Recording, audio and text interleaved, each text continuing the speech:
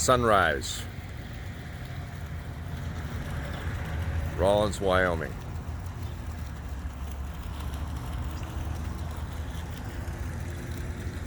Railtown.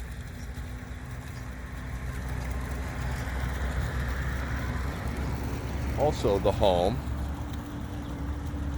back there, that little red and white place of Deb B's Espresso. Now I'm an old fogey, so I can't use such terminology, but like the cool people who wear mellies, would call it legit. This is good. Good espresso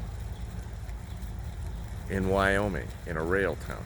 It's not Oregon good, but you know, even Washington isn't Oregon good when it comes to coffee. Sorry, Washington. 0 day yesterday, much needed 0 day. I think everyone's sort of back healthy again. Cougar bait is more flexible, less pain with his medications and his exercises and things like that. So going to be like about a 20-mile hike today. It's going to be a long, sort of a long 287, not on the road, but I remember from last year. So last year I did everything from Battle Pass up to, which is almost at the Colorado border, all the way through the Wind River. So I'm going to be repeating what I did, and have been repeating what I did for about 300 miles. And what's coming up here is tough. It's just tough.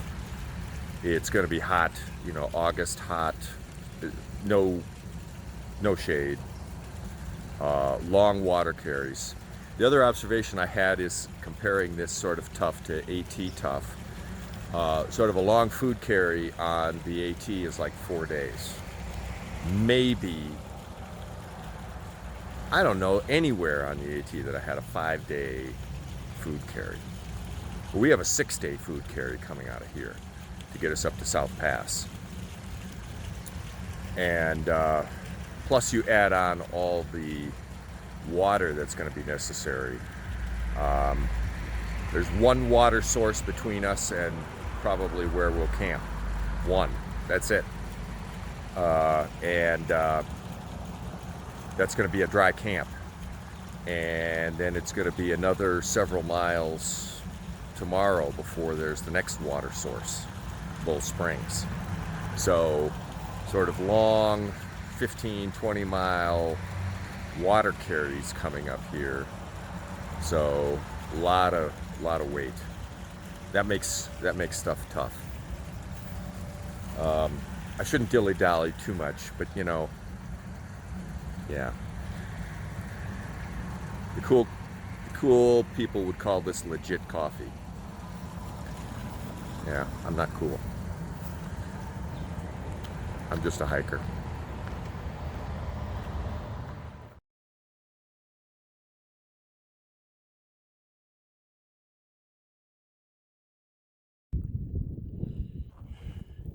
So this is Highway 287, the one that comes out of Rawlins, and the red route follows it for just this short little bit here, and then it's going to go down into this pan area.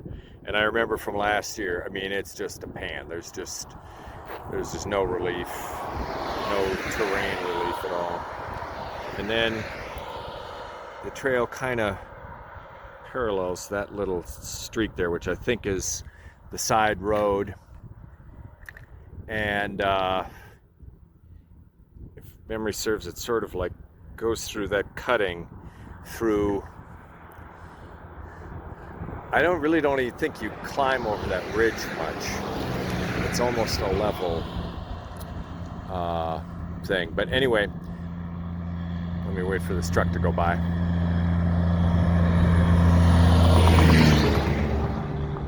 And so somewhere down there, like just off of the Pan area, is a BLM campground. and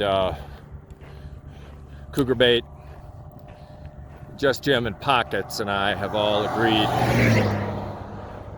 that we're gonna like meet there, see if that's good. Not sure how good it's gonna be during, you know, a thunderstorm. We do have a little bit of, you know, increasing cloudiness during the day, but haven't seen any real thunderheads yet. It's only, well, it's 4:30, and I should be there in about an hour and a half, I should think, down there at the campground. I ran into Jay on the trail today, and she may be going there too. We had a nice little chat as we walked for a while and gathered our water together. So we may even be seeing T coming up with a car, who knows, to join her. Okay, putting the phone away and getting on with the miles here. The cost of the tip, and it was actually all the postage and everything. It was going to be almost $50. That's $70 for a new set of poles. Right, and waiting. And the waiting, yeah, exactly. So I just got it on Amazon. There's Jay walking down the road. Good. We're gonna set up camp here. We're all tired. Oh, and over here, been a whole series of ground strikes. Yeah. Where are you from? And Illinois. Like 45 minutes north. back over that way, there have been a whole series of ground strikes too, but nothing directly coming in from the west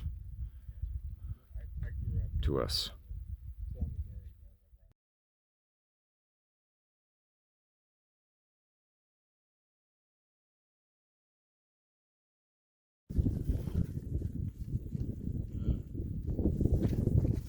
Oh, we have some new friends.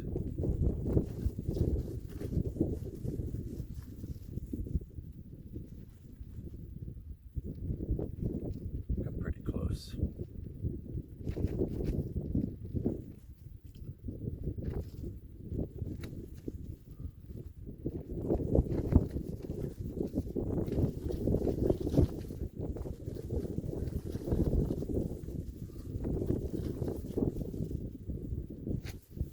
Wild horses.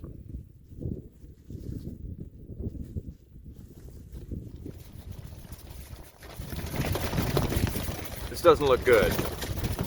That's right where the wind is coming from.